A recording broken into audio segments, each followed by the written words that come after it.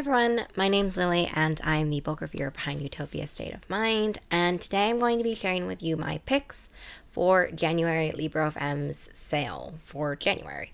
This is the first year of 2025, so if you're new here or if you're new to my series, I guess basically every month I go through two curated playlists from Librofm and the recently added sale books, and I let you know the ones that I've read, the ones that are on my TBR, and the ones that I would recommend. If you don't know what Librofm is, it is an independent audiobook subscription service. You can subscribe and you get an audiobook credit a month. All of these sale books you can buy a la carte, so you can just get them. You don't need to have an active subscription. If you have an active subscription, though, you save an additional 30% on all of the prices. Once you buy the audiobooks, they are yours forever. And also, Librofm works in partnership with independent bookstores, so you can pick an independent bookstore and they will receive part of the audiobook price for them. So it's in partner with those. I think that's all you need to know. Every month I do the same kind of speech, and so sometimes I'm worried I'm forgetting it. But we're going to start off with the Kiss Club. We had a bunch of good picks for the Kiss Club this month. The first one I want to start off with is Earl Crush, and I actually have this. I already bought this, actually. I've been preparing this video for a bit now, so I've already bought this. It is, I got an ARC, or I got a finished copy actually, of Ne'er Duke Well. I'm just peeking over to see. That is the second one in these Regency rom-com romps, and Earl Crush is the first one, I think. And I've really been trying to get back into historical fiction romance books. I used to read a bunch of these. I used to read like a lot of adult historical fiction romance books and also adult urban paranormal romance books basically at the same time. So I'm trying to return back to my roots a little bit in 2025, and this is one of the ones that I'm picking. I haven't read it, so not sure really what it's about. The next one is I Think They Love You by Julian Winters. Julian Winters, if you've seen the panels, if you've been following me for a while, you'll know that I really love Julian's books. And so I Think They Love You is an adult romance debut. I'm so excited for this one. I haven't read it yet. It comes out as well in January, and the audiobook also comes out January 28th. So it's not only on sale, but it's also a pre-order. And I think basically on this one, there's this like fake dating and exes as well.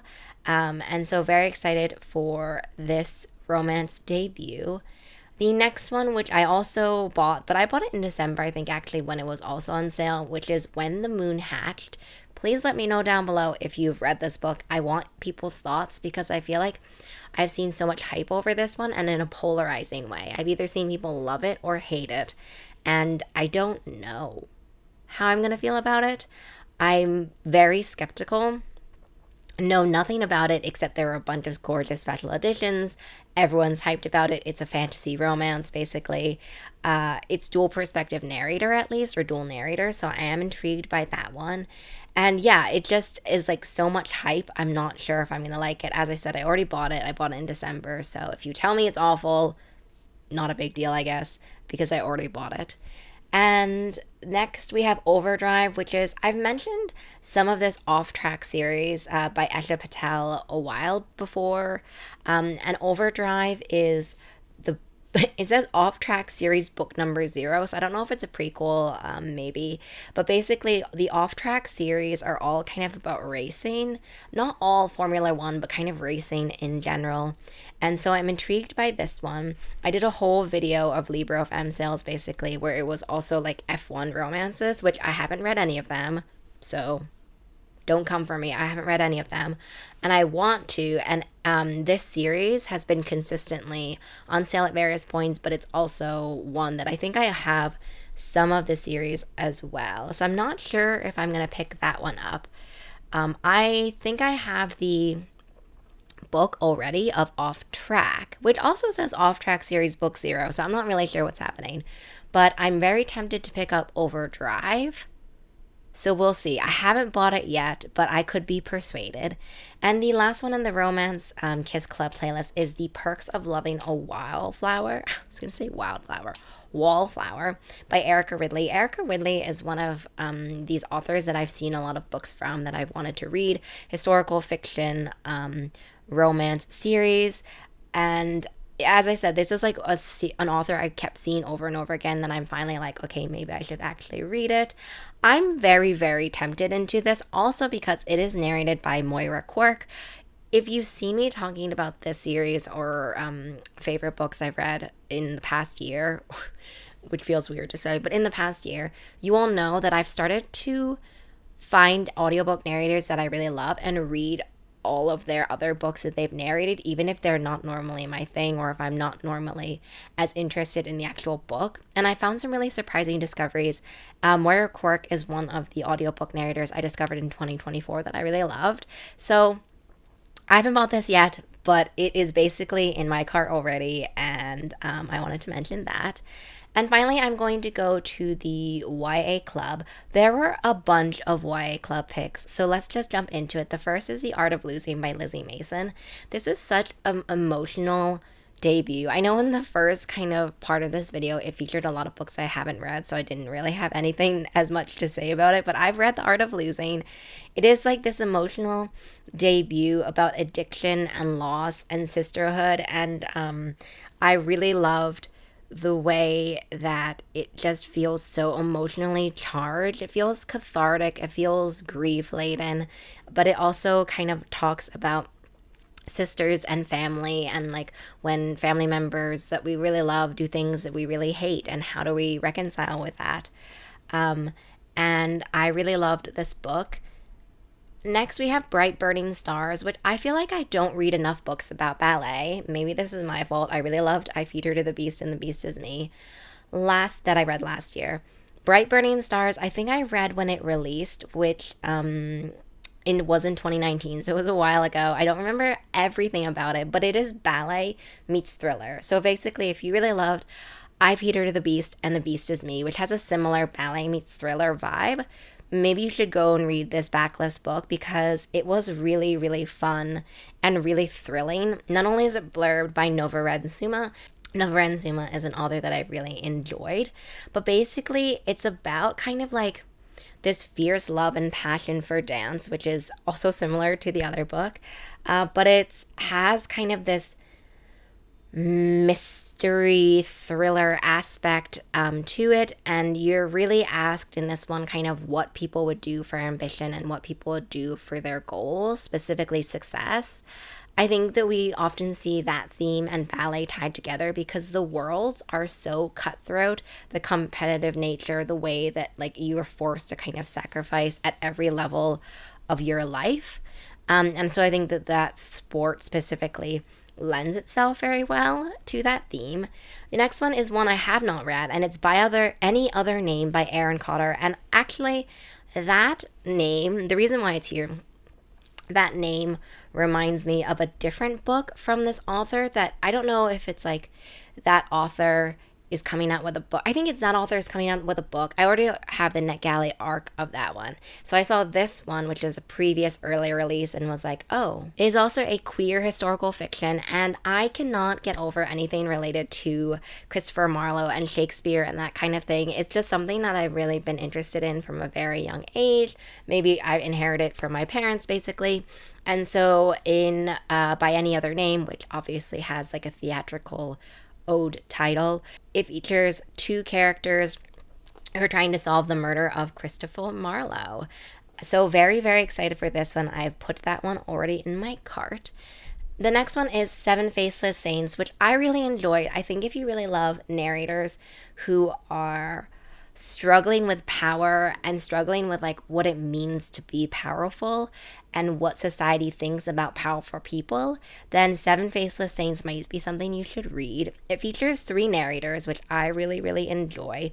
And it's this kind of really unique, fantastical world which has saints and disciples. And so it definitely talks a little bit about kind of obedience and compliance and religion and kind of questions, like whether you can have love with or without questions, whether or not you can have a love that allows questions and answers and questioning and like contention, I guess, in that sense.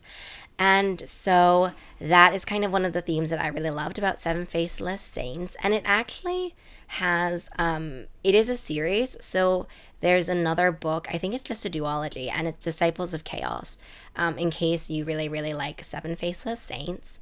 The next one is So Let Them Burn. This is the first one in the Divine Traitor series.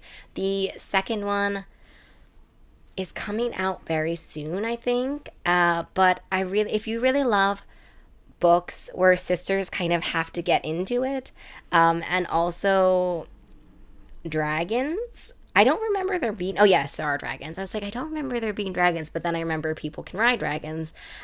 Dragons and Sisters, this is for you. I really enjoyed reading this book and the way that the sisters have to navigate kind of being the chosen one, or like having that power and not knowing what to do with it. Basically, the main character used divine magic 5 years in the past, but now they're kind of past the magical war they had to fight.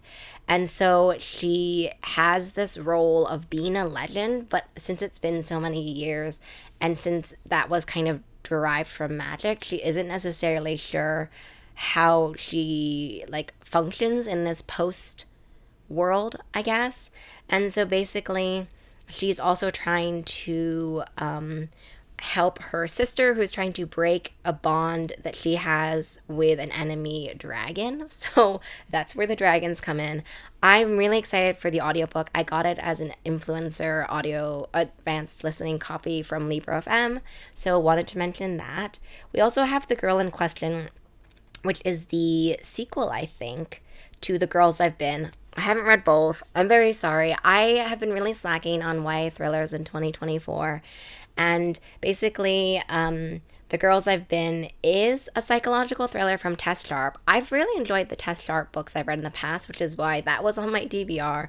The Girl in Question, it is so far, like I'm so behind on these two books. And this one is the psychological thriller follow-up. So basically this one has 4 teens which face off against a wicked man in a remote forest. But I'm not actually sure the connections between books 1 and 2. I did not want to read the synopsis and spoil myself. We also have Rent a Boyfriend by Gloria Chow. I have really, really loved Gloria's books. Also, it's read by one of my also favorite audiobook narrators, Emily Wu Zeller. So very excited for this one. In general, it's basically like what happens is it's fake dating or fake boyfriends. And so she hires a fake boyfriend because she's trying to appease like familial obligations and familial expectations. And obviously disastrous but swoony meet cutie kind of stuff end up happening as well. And it's also tied up with kind of what she's had to do for her family and how to discuss that with her family. And the last one in the YA book section is Pride and Prejudice in Pittsburgh, which I actually did read in audiobook form, mostly because Natalie Naudis, one of my favorite audiobook narrators, is one of the dual narrators for this. And it's basically like Outlander meets historical fiction. Basically, she ends up kind of being transported into the past, into this Regency 1812 setting, which is where you get the Pride and Prejudice. But she is from Pittsburgh, and like that's where she was basically before she gets zonked into the past. So that's why it's Pride and Prejudice in Pittsburgh. And so she's having to deal with being sort of pulled back into the past and how everything is different. And so she meets someone who she needs to get closer to for a matter of survival, but also it's just really, really cute. This kind of like queer historical fiction halfway-esque contemporary halfway book was really adorable in the ways that not only are we talking about the realistic implications of queer love and romance in historical fiction time period, but also kind of the power of possibility and knowing if something is possible. Finally, I want to talk about the sale audiobooks that I would recommend. The next there is Witchmark, which is actually a series of historical fiction fantasy books. I've really enjoyed them. They're all kind of related and sort of side character-esque as well. The world also feels like historical fiction kind of meets the steampunk-ish vibes, I guess, in Edwardian England. So there's just a lot of really fun historical fiction fantasy coming all together. It feels like there are these kind of noble families and they use magic to kind of exert power. One of the characters is struggling because either he can be kind of forced to do exactly what his parents want from him or committed to a witch asylum, basically because he does not conform to what his family and maybe also society is expecting from him. And so he also went to war before, so he's feeling these PTSD emotions as well. And so he just is like struggling with a lot of different ways that his world has kind of fundamentally changed internally. And so there's just like this magical war going on. It feels very historical fiction-esque. There's also, let's see what else. And it's basically just also focused on his own internal struggles to kind of figure out what this new world means for him in a way that people don't understand. I really, really enjoyed this one. And I really enjoyed the actual whole series. It's called the Kingston Cycle. I don't know how many books there are in that one. There are 3. I don't think I've read all of them. I think I've read Witchmark and Storm Song, but I don't think I've read Soul Star. Of course, I had to mention that Babel is on sale. I will link down below my like video essay talking about how much I love Babel. I'm not going to talk about it because I just really love Babel. If that's one thing you need to know about me, that is it, and that is true. So this is on sale for under $5 basically, which is almost criminal. We also have One Dark Window, which I feel like I talked about in last month's sale pick, so maybe it's still on sale for this one. It's about like tarot card magic. I really enjoyed the way that it feels inventive and unique and melds tarot cards and the powers and like corrupt and difficult family situations and family ambitions with this tarot card magical world. So recommend that one if you kind of like that. The Cruel Prince is also on sale. I've never read The Cruel Prince. I cannot tell you anything about it except what I've seen in terms of fandom and fan art for it. I own The Cruel Prince, so I don't know if I will necessarily get this one. Mostly, I'm like kind of on the fence about it because maybe that would actually spur me to read it and try to figure out what the hype is about. But yeah, let me know down below if you've listened to the audiobook, and you can tell me if you would recommend the narration because that is obviously a very important component. There's also A River Enchanted by Rebecca Ross on sale. Rebecca Ross wrote Divine Rivals, which has kind of exploded in popularity, but Rebecca Ross has a very, very amazing backlist catalog, and A River Enchanted is Rebecca Ross's adult book. Illumicrate did an edition as well, but this was kind of pre-Divine Rivals hype. But basically, it's about magical music or music magic, and we have this character who left the magical island and has to kind of come back to save other characters, and kind of they have this relationship with old gods as well, and there's kind of a, would I say second chance romance? It's like a childhood nemesis that maybe you had feelings for. And so it's like swoony, but also very deeply fantastical as well. I really, really enjoyed the setting and how it talks a little bit about families and family secrets that are inherited, I guess is what I can say. Godkiller is also on sale. Great opportunity to read Godkiller because Faithbreaker is coming out this year, which is the last book in the trilogy. Godkiller is just a really cute, it feels weird to say really cute because it's also very emotional. It is a fantasy book where basically the idea is that gods derive their power from like how many people are necessarily praying to them, which makes a lot of sense. And so we have a huge kind of spectrum of gods, big gods, small gods. And so one of the main characters in Godkiller is there's like this little god, and it's the god of truth, I think. The God of White Lies, sorry. They're basically the same thing, right? The God of White Lies is another character, and this child is kind of bonded to this god. That's one character. Another character is kind of one who's basically like avenged, trying to avenge the death of her family by a fire god. And then we have other characters. There's a disillusioned knight who has a secret past and secret quest. I've really, really enjoyed the way that these characters and their character dynamics have really developed throughout. Also, the second one, which is Sunbearer. It's just fantastic. I love this one, and I cannot wait for Faithbreaker. Voyage of the Damned is a book that's on my TBR. I actually have the Illumicrate edition, like, down here behind me.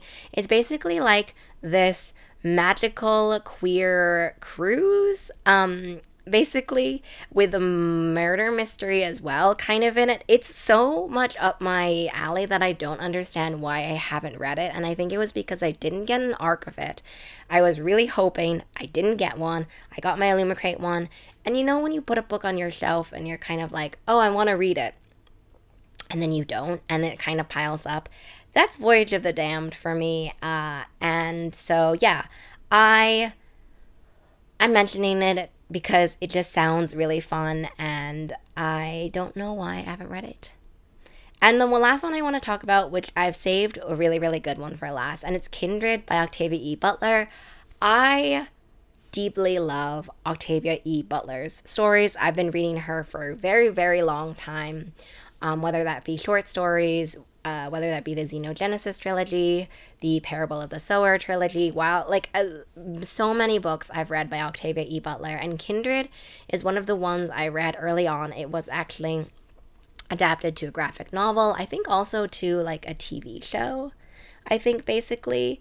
And Kindred, I'm just going from this quote because this is a great quote from the actual Librofm page, but it's a combination of slave memoir, fantasy, and historical fiction all kind of tied together. There's a little bit of time travel. It's also about uncovering family secrets, family trauma, racism as well. And it is just such a deeply profound, moving story about all of those things with like a speculative fiction bend to it. It is fantastic. If you have not read it, or if you have not read any Octavia E. Butler, this is a great place to start. I haven't read all of Octavia E. Butler's stuff, almost, but this one is one of the ones I read pretty early on, I guess, and so I had to mention that one. And those are all of the Librofm books that I would recommend for January. I'm sure I'm missing some, but these were all the ones that I wanted to talk about today. I hope that you find some that you really, really enjoyed. It was honestly one of the best months in a while that I can recommend. Please let me know down below what your current audiobook read you are listening to, and I will see you in the next video. Bye.